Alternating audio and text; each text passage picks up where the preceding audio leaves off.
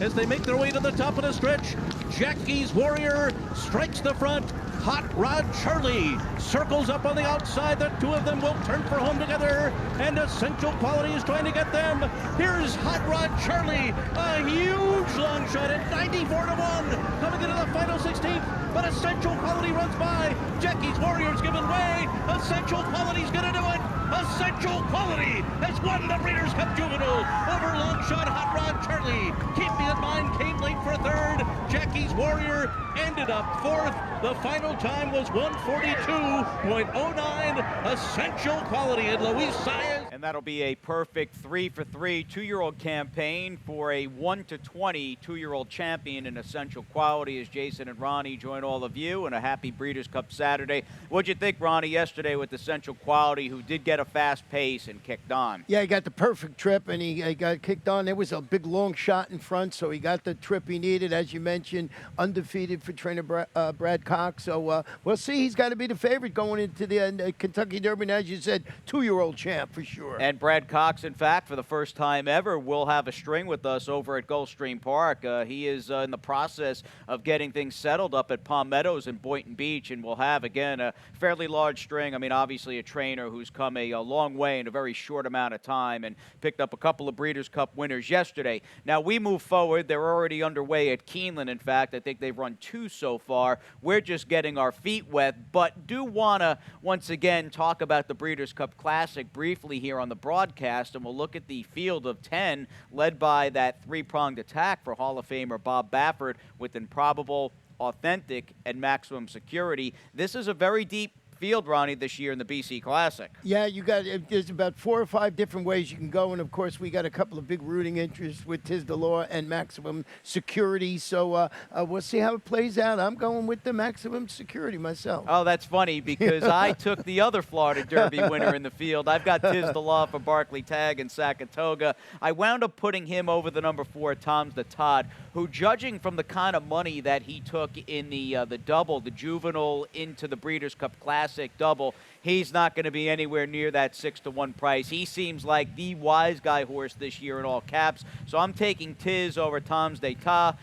You've got Maximum Security on top, and in fact, you've got the 2 Florida Derby winners 1-2. Yeah, I got him 1-2, and I've been just a Maximum Security fan. He's got such a star-crossed campaign that I'm just going to see. I just got that. It's one of those, you get those feelings, but as you mentioned at the top, it's so competitive. Yeah. I wouldn't be surprised if any of the horses we have up there win, without a doubt. Yeah, without a doubt, that is for sure. Now, locally here, we're fast and good, overcast and cool for this time of the year in South Florida, which is absolutely appreciated, and we do have some money certainly lined up as far as the guaranteed Rainbow Six is concerned. A 6-figure pool this afternoon of $100K. That'll get underway in race number 5, which coincidentally is the cash-out leg of the Saturday early pick 5, and I'll take a little stab at that on this Breeders' Cup Saturday here at Gulfstream Park West. This first race is nuts. There's a lot going on, a number. I mean, if you're a fan of putting in the time to watch replays, a good half of this field or close to that, many horses had difficult trips, including the horse that I'm taking a shot with from the rail, but I've got a big spread in the first, and a trip would likely come into play there. I used 3 logicals in the second, probably led off by Safi's horse in the 4, J.S. Bach. I've got 2 in the third race, and I'm opting, or at least siding with horses that have already started before and have run pretty well on the turf, and my selection, in my opinion, is led by the 7, Champagne Ivy.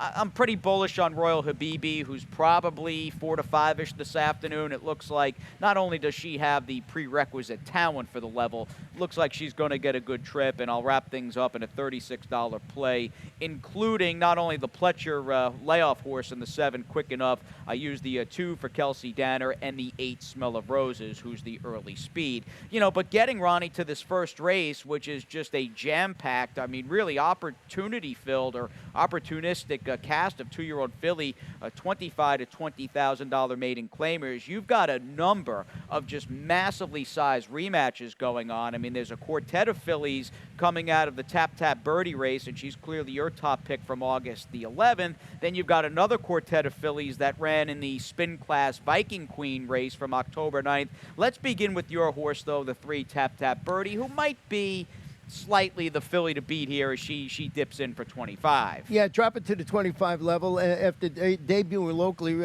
and finishing third, she had that tough outside post. That was against those 40 maidens going a mile on that good turf that day. So similar situation to this afternoon with the good turf. David Fawkes just having a great Gulfstream Park West meeting, and he's got my man Paco Lopez in the saddle. Yeah, I mean, she endured a wide trip last time out. Watching that race, I didn't think she did all that much running. But again, it was probably a slightly better field, and she was not able to save any ground as she got a little luckier in terms of picking up Paco and breaking towards the inside. Now, the rail, in fact, belongs to my top pick, and I wanted to go back and look at a couple of fillies who were coming out of the same race on October the 9th, beginning with the Patroness from the rail, who really, for an Armando de la Cerda first-time starter, in an 11-horse field, was just bet off the board here at 3-1, and she's in those purple colors of owner Steve Screnchy, and she just has a really tough go of it here. Very little went right from her being between horses to steadying and checking abruptly off heels, and she's not done with the traffic and the steadying. She pulls right in behind the 9, had a steady there, so her day was done a 16th of a mile into the race. It was quite the opposite trip, though, for the 6 spin class, who for Tim Ham got the good ride from Edgar, and in the end just could not hold off the favorite in this race, and Viking Queen, who eventually cut her down with Ronnie Allen on the outside. I think both of these horses, in fact, I like them both, Ronnie. I went 1-5 here. I think they both have license to run well. Yeah, with showing that trip on the number 1, you can see had a ton of trouble in there, ridden by Angel Arroyo this afternoon. Spin class, who I have in second, is stretching out after rallying to finish second. You saw that, just got beat at the wire there. And then, I originally had the 6 horse was a late scratch for me, so I added one of the 2 horses from Mike Maker with Julie Bird, just dropping to the 25 level. Thought maybe this horse can show a little bit more. Didn't show too much last time. No, she's going to have to. Yeah. I walked away from her GPW debut coming out of the Tap Tap Birdie race. I mean, she didn't run a step with a great ride from Edgar. Mike Maker, that is, has the 7 Serenade a Kitten, who didn't have an easy time. Maybe not as much as my top pick, but she did not have a smooth trip in that traffic-filled race we just looked at. We'll hit the main for the second. 7 furlongs, 62.50 claimers. And again, I feel like the ladder, the rungs on the ladder, the top probably belongs to the number 4, J.S. Bach. I know we've got a Safi stat. What is this, allowance to claiming with this horse? This is third start after the layoff and sprints on the dirt. He's 26%, 55% in the money, just about even return of investment of $2. And, when you do the race, he's certainly the one to beat. But I ended up going, Jason, with Hard West, and he was wheeling back in 7 days. Not a move that our leading trainer, Rohan Crichton, does very often. Gets a class check against this open competition. The barn is just going so well. This one horse going for its 3rd consecutive victory. So I put that one over J.S. Bach. Yeah, it's funny. Last Saturday, you didn't like this horse against an easier field. He knocked you out of the Rainbow Six off the bat. I liked him that day. He was probably maybe a little overbet at 8-5. You talked about the class check. That's my issue with him. And his 4th race in 34 days, too. So we'll see if there's anything left in the tank while he also has to step up and face a better field, not only with Safi's runner, but the one Dr. Harlan, who's just in good form. 7 seems like it'll be a good fit for him. He lost a tough one against a good horse last time out in Northern. I'll take him for the win in a second race, again, led off by J.S. Bach. We're back on the turf for the 3rd, and, taking a page from the 2nd with Safi and J.S. Bach, I think Champagne Ivy, who you and I both picked, warrants, front-running billing going into this thing, just because her debut was obviously a very good effort. It was run during a time when the inside pass, specifically inside speed, were just dominating every turf race we seemingly ran over at Gulfstream Park.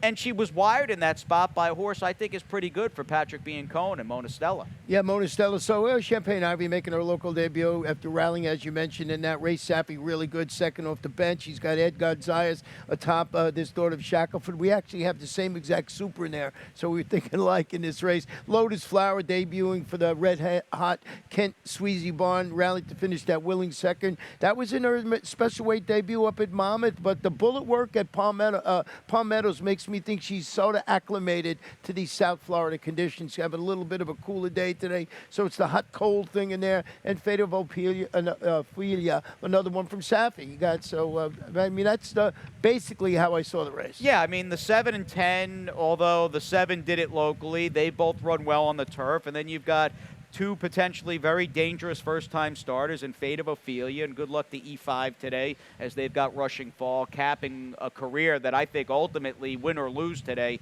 will get her in racing's Hall of Fame. She's just been an amazing horse from day one, and the Cassie firster by your buddy Declaration of War in the 2 Silky Warrior who's down inside. So they're the 2 key firsters against the 2 key horses that have already started on the turf.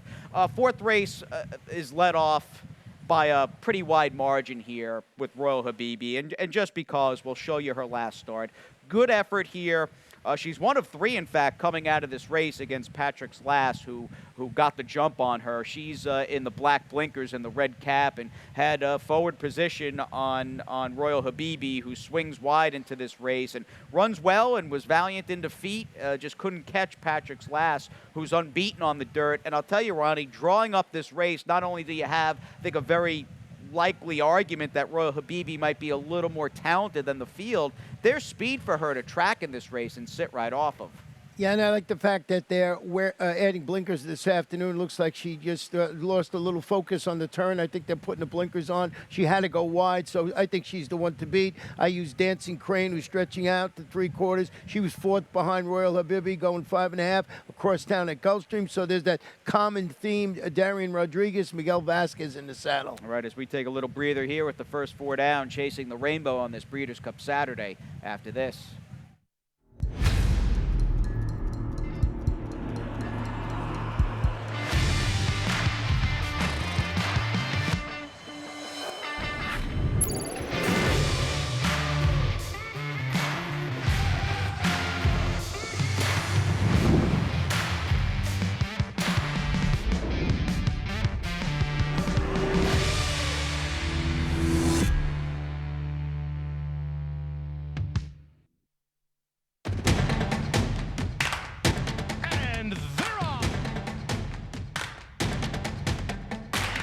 In the 2 path.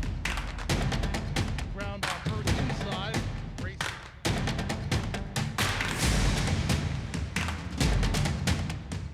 A quarter of a mile to go, and he's 6 yards out. It's last of the 12 as they roll into the backstretch. About 40 minutes out from race 1 on this 10-race Saturday, November the 7th, Breeders' Cup Day at Gulfstream Park West. Ronnie and Jason for act number 2, and let's get on to it, Ronnie. 100K in the guaranteed Rainbow 6. 2 turf stakes as well, and how's your ticket looking? I think we got a $43.20 ticket. Went 3 deep in here. My long shot today, a little bit of a long shot is St. Larned, but I used Smell of Roses and the returning quick enough for Todd Pletcher. In race number 6, 3 deep, I had a little trouble with that race and went with Acting Lucky, Gotham Queen, Aubrey. 3 deep again in race number 7. That is the Cellar Shiraz, Logic and Reason, Secret Time, and Tornasol. And then in race number 8, 2 deep in there with Snap Hook, who I think is the one to beat, and Brass Town. I also used race number 9. Really liked Island Commission today. That's my best bet of the day. But I also used King's Honor. Just thought this horse would run well for Brittany Russell. And in the last, just 2 deep. If I had my druthers and wanted to make the ticket bigger, I would have used more than Hearts and Flowers and Tenerife Moon. Now, Quick Enough is our first horse we're going to discuss here. He's my top selection in the Rainbow Opener. Congrats again to Todd Pletcher getting that 5,000 career victory yesterday with Microcent in the same colors, in fact, that this gelding by Kitten's Joy will carry. Layoff horses, 6 months or greater, returning here for Todd at Gulfstream Park West.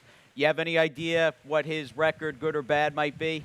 Wasn't it 4 for 5 or something like that the other day? I forget what it was, if it was good or bad. I don't know what stat you were saying the other day. Yeah, he's 8 for 17 with layoff horses returning here at Gulfstream Park West that have been off the sidelines again for greater than 6 months. And I just think that stat works well in a situation like this and bodes well for the 7 Quick Enough as that horse runs for the 12-5.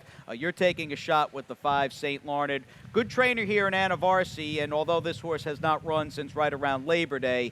Big effort last time out at almost 50-1. Yeah, this one debuting locally for Anna. After showing a fondness for route racing, I thought last time out on the turf when he rallied to finish second in front of a pair of next out winners. That was that 3 lifetime claimer going a mile in the 16th. So looking for a little bit of a price. Would I leave quick enough off? No. And then I use Smell of Roses, who you have on your ticket too. It's turning back to 7.5, breaking from after breaking from that outside post. I thought this one would run better. It was third behind that repeat winner, Devoted Kitten. And he's got the speed. Yeah, he's got the speed. So you always got to have the speed. And the ticket, St. Larned, I'm hoping I get 8-1. I think maybe I thought the horse would actually be a little bit high. Yeah, it's a big field. Yeah. I don't know. Yeah, we'll see. 8. We'll see if Pete's dialed in on maybe a little bit of a wise guy type flair horse. I might want more than 8-1 personally. Yeah, right. That's what I'm saying. But we'll see. Yeah, we'll see. All right, I'm 7-2. I've got Hydraulic in the second spot for Kelsey. That horse drew pretty well today and thought would run well stretching out.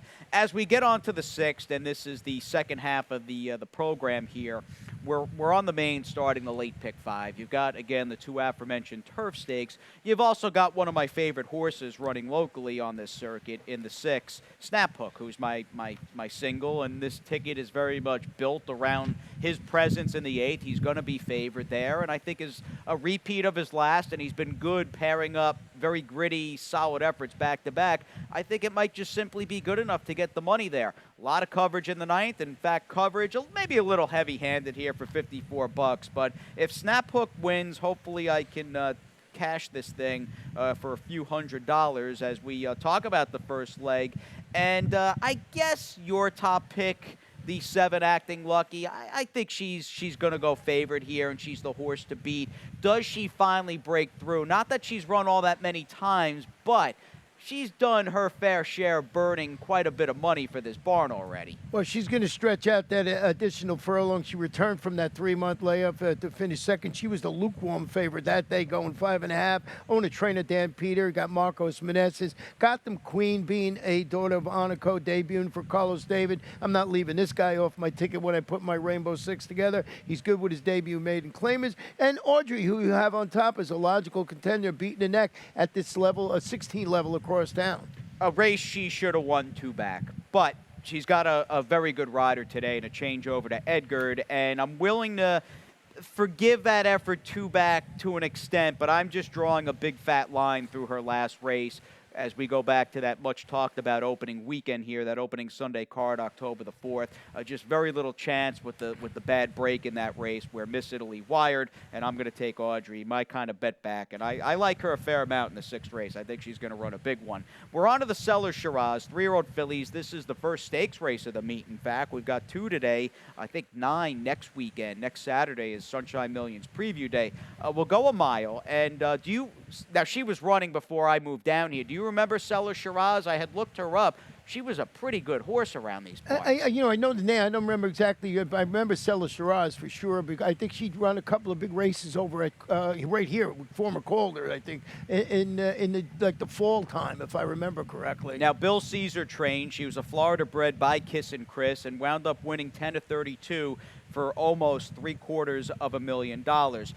You've got a real telltale sign that the winter season across town at Gulfstream isn't all that far off in the future, mainly looking at the 2 most important fillies in the race, and that of course includes, and I think rightly so, first in the pecking order, the Christophe Command train number 5, Logic and Reason. Well, why don't we start with her because you picked her, and then we'll talk about the 7 Secret Time. But here's a filly by Declaration of War who I just think is probably riding a line that's going this way. Well, she's debuting locally at a mile. Ford Christophe, after using her speed to defeat only 4 rivals in that race. It was that $88,000 optional claimer going a mile and 16 at Belmont. You mentioned Declaration of War by Warfront. Love that sire. Let me show you a quick stat on Christophe Clement with his domestic ship is shipping into Gulfstream Park West on the turf. Just wanted to check it out. He's 4 for 20, 20%, 50% in the money. I don't know what that means if this horse is good enough. And he's the fantastic year that Christophe Christoph is having.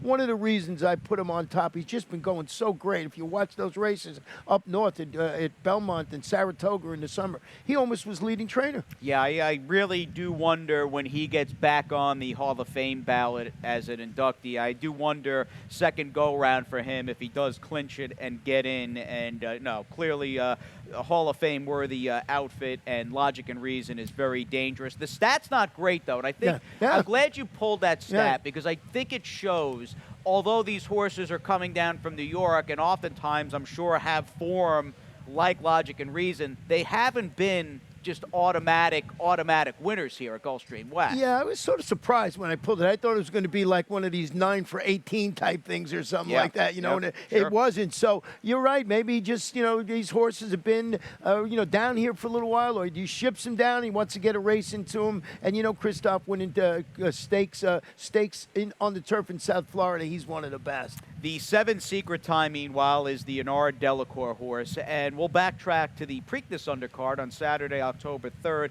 and wanted to highlight more or less just the lack of position that she had in this race. Very boggy turf course as well. This thing had taken quite a bit of rain in the lead up to Preakness Day 2020, and not only was it, again, a course with a lot of give in it, she had no position and also ran up on top of horses into the far turn. She steadies out between, and what little chance she may have had, I think, evaporated. Ryder will now angle out, and she'll turn for home widest of all in a race where she wound up checking in 5th, this German bred. But I think in hindsight, as difficult a trip as this turned out to be, you know, you're almost knocking 2 birds off, you know, off with 1 stone here, because it was her first race in this country and first start since the middle of June. Yeah, so, you know, great trainer in Enard Delacour. He does a great job up there in Maryland. And this horse, as you showed, had a steady over there. Really never got to really get going. If you watch that race all the way through, was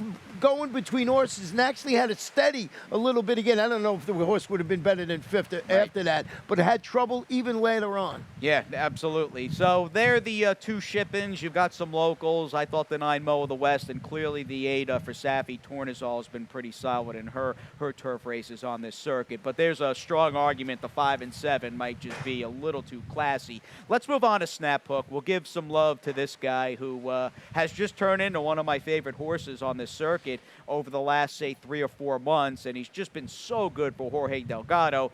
And that good string of recent races culminated last time out in a typical up close, just spurred away from you type gritty effort that I think we've really, at least lately, we've become accustomed to seeing this horse have that high cruising speed. And Indamage drew up that gray horse, that big gray horse drew up alongside, and I think Snap Hook showed in this race and a few races prior. I mean, he's going to fight. He's going to lower his body to the track, and he loves getting in a dogfight, and probably going to sit right off the 7 Brasstown, and I'm hoping the result is the same. He's my late pick 5 single, and clearly you're a fan of his as well this afternoon. Yeah, he's won 4 of his last 5 races. The only race he lost is when he was second to Avant Garde, who was winning I don't know how many races in a row. Show you a quick stat on Jorge Delgado with a winner last out, route races on the dirt. These are route races now. He's good. He's 8 for 23, 35%, 78% of the money. 265 is the return of investment.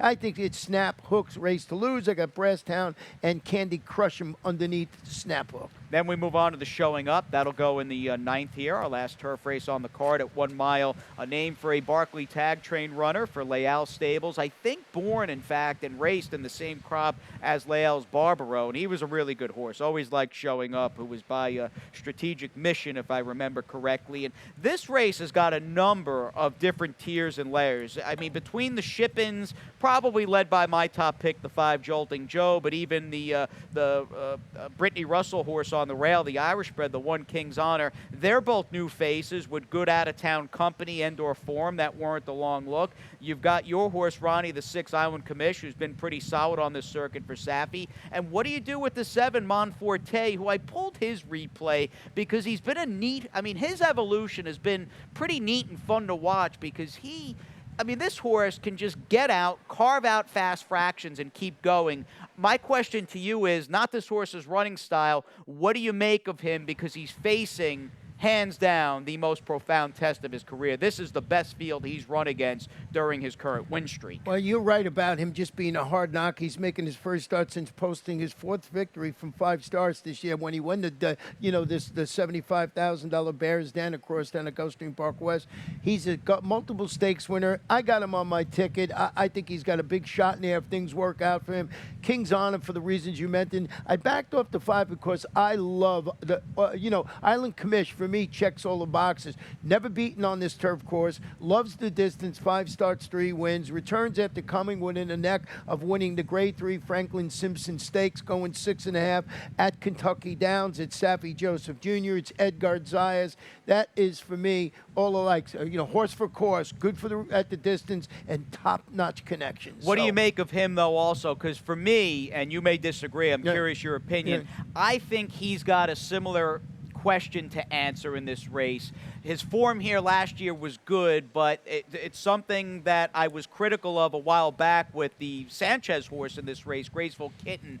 I wonder how strong, as time has gone on, how strong those races really were. Yeah, it's just an angle that I've been using, as far as the horse for course. I'm not really keen off that. I'm keen more off his recent race at Kentucky Downs and the fact that I think the stretch out's really going to help him this afternoon to this 1 mile distance. All right, interesting race there. Right. I mean, 4 major contenders along with the Maker horse, who we didn't really talk about, but has clearly kept some excellent company out of town in the 5 Jolting Joe, who I'm going to take here as he drops out of a race on that very boggy turf course on Preakness Day. We'll wrap things up here before walking down memory lane to the 85 Breeders' Cup at the Big A, and let's wrap things up. I think you and I, we landed on the same horse. And is this finally off the trainer change to Barboza? Is this finally, for an 0 for 9, number 3, Hearts and Flowers, is this finally just the field he needs to face to finally win a race? Yeah, changing barns, going to Victor Barboza's barn, daughter of Kozan, trying to make amends, made that middle move to get the lead, but faded against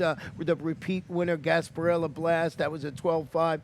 This is the spot for this horse with Miguel Vasquez, like the connections. And after that, I went with Tenerife Moon and Florado. But as I said in my Rainbow Six, I could have gone 4 deep in here and been comfortable. Yeah, it's that kind of race. And I think it's that kind of race, one of the reasons I included the 0 for 11, number 4, Too Stylish. This Rohan Crichton, and this horse won't be all that short of a price. So Ronnie's 3-2, I am 3-4, and we are turning back the clock to Breeders' Cup number 2. Over 30 years ago, we've got Proud Truth, a Florida Derby BC Classic winner. Here's Tom Durkin from the Big A. And they're midway round the final furlong now. They're midway 3 furlongs to run. It's Track Baron with a short lead. Imperial Choice is gaining ground on the outside. Van Landingham. Chief's Crown is surging. Chief's Crown now emerges from in between horses. Imperial Choice is right there. Gate Dancer is closing boldly on the outside. Proud Truth, he was last down the backstretch. He's taking it to the leader. It's Gate Dancer in front with less than a furlong to run. Proud Truth is right at his neck. Proud Truth on the outside. Gate Dancer is game. Proud Truth ahead. Gate Dancer. Those two at driving finish. Proud Truth has won it. Proud Truth got up in the final jumps to defeat Gate Dancer. Those two were heads apart, bobbing at the finish. The final time, 2 minutes and 4/5 of a second. Proud Truth, the winner of the 2nd Breeders' Cup Classic.